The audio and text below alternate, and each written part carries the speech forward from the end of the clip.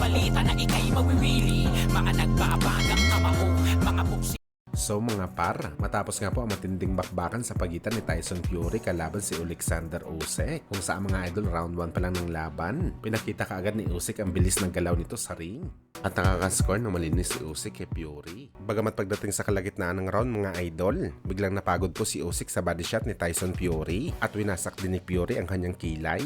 Subalit pagdating naman sa round 9, nagulantang si Fury sa kanan ni Usyk na siya naman ang kinabagsak nito sa ring. Kaya pagdating sa scorecards mga idol, panalo po si Usyk via decision at siya na ngayon ang bagong undisputed heavyweight champion. Samantala sa naging undercard naman po mga idol, sa pagitan ni Agit Kabayel, kalaban ng prospect na si Frank Sanchez, ay nakuha po ng tubong Germany na si Kabayel ang isang upset win kontra kay Sanchez. Hindi nga po kinaya ni Sanchez mga idol ang body shot ni Kabayel na siya ang dahilan bakit bumagsak ito ng 2 beses sa lona. Akala natin mga idol, easy fight lang ito para kay Frank Sanchez dahil kilala ito na malakas na contender. Siya po kasi mga idol ang tumalo sa malakas na contender dati na si Ify Ajagba via knockout. Kaya nakakagulat mga idol na natalo siya ni Kabayel sa bakbakan na to.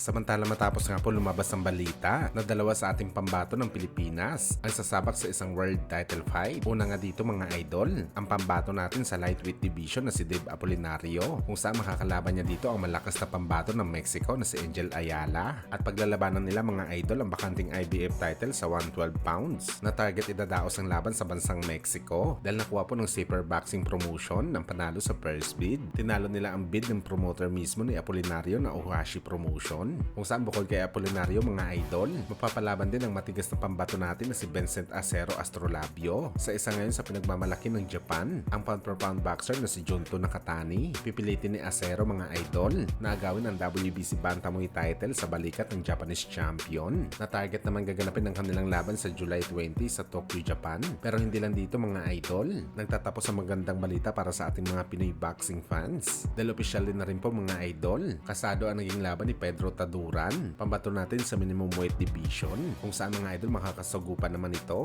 ang undefeated Japanese champion na si Jinjiro Shigeoka. Susubukan ng Pinoy mga idol na agawin sa hapon ang hawak nito na IBF title sa 105 pounds. Kung matatandaan nyo mga idol, nasilat po noong nakaraan ng kapatid ni Jinjiro na si Yudai Shigeoka at naagawan nito ni Jerusalem ng WBC title sa minimum weight. Kaya ibig sabihin nito mga idol, bago tumungtong ng buwan ng September, posible magkakaroon ng 4 na world champion ng Pilipinas sakaling sortehin ng mga pambato natin sa title fight. Alam naman natin mga idol na hindi magiging madali na kunin ang kampyonato na to. Kaya suportahan po natin ang mga Pinoy boxers natin, lalo na ang sasabak sa world title fight. Dahil ang tagumpay nila, tagumpay din natin, lalo na sa Pilipinas.